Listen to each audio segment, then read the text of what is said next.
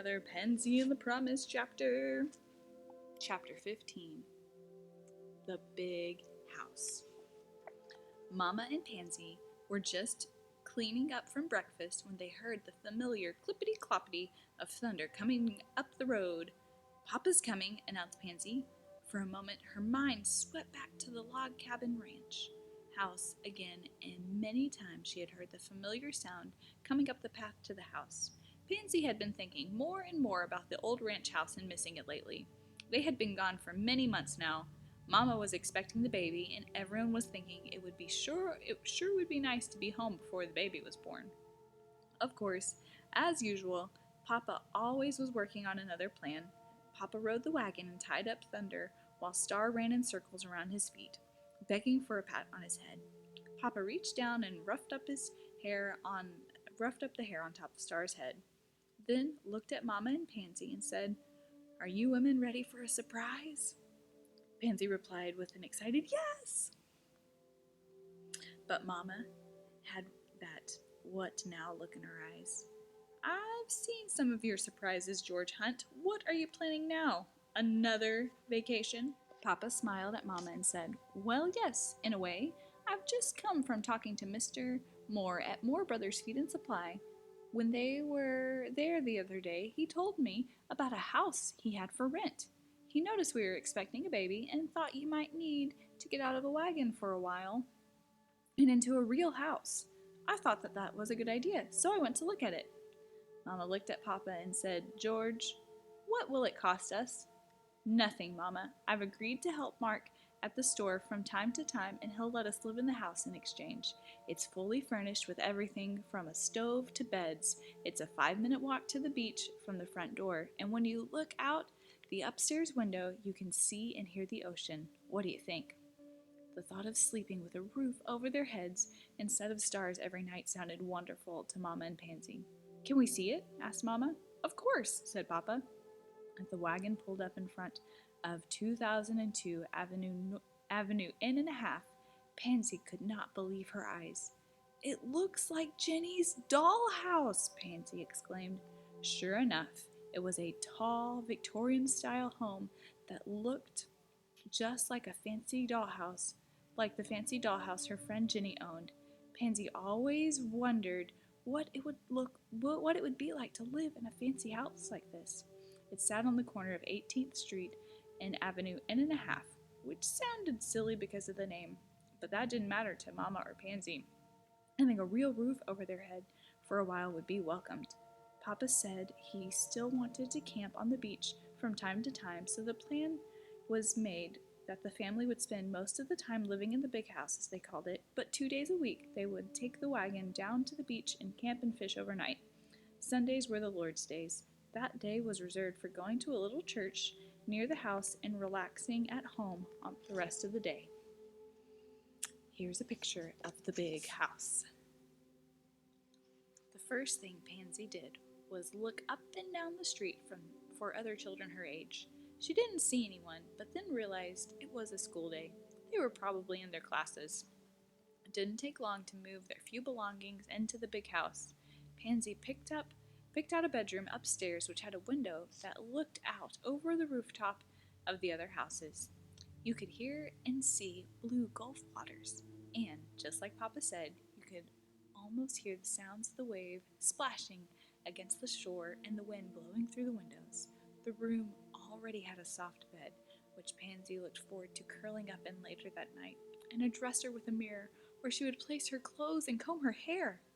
After unloading the necessary items from the wagon, Papa moved the wagon and team of horses to a nearby barn that belonged to Mr. Moore. He told Papa he could board his houses in the barn and leave the wagon outside where it would be safe. In a flash, the Hunt family went from traveling vagabonds to local residents of Galveston Island, Texas. By 3 o'clock in the afternoon, the house was settled and Pansy was swinging in a big French porch swing as the neighborhood children began returning from school. She watched them stream down the streets and enter every house along the way. Pansy was amazed and thought to herself, "There are more children on this block than attended my whole school back home." She saw a girl about her age walking up the street holding her little sister's hand. and with what appeared to be another sister or brother following behind her. When they got in front of Pansy's house, the girl stopped, looked at Pansy, and said, "Who are you?" "I'm Pansy," she said. "We just moved in. The girl started up. We just moved in. The girl started up the walk towards Pansy, still holding her little sister's hand. The other two children walked on and went into the house next door. Pansy stood up from the swing and met the dark-haired little girl at the top of the porch steps. "I'm Annie. This is my little sister, Alyssa, but everyone calls her Lissy." Pointing to the other two children, she said, "That's Mark and Rosalind. They live next door." "Where are you from?" Annie asked. "We're from New Mexico. We're just here for a while," replied Pansy. "I know," Annie responded. "The people in this house are always just here for a little while." "How do you know that?" asked Pansy. "This is Mr. Moore's rental house. He always rents it to people passing through Galveston in exchange for help at his store," Pansy said. "Really?" Pansy was a little surprised that she would know this much information. "So, how long are you here for?" asked Annie. Pansy told her, "Probably the next few weeks. Then we'll be headed back to New Mexico before Mama has a baby." Annie asked, "What grade are you in?" For Pansy, this was sometimes a hard question to answer.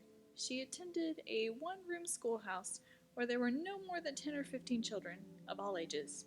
At times, Pansy had to help the younger children with their lessons.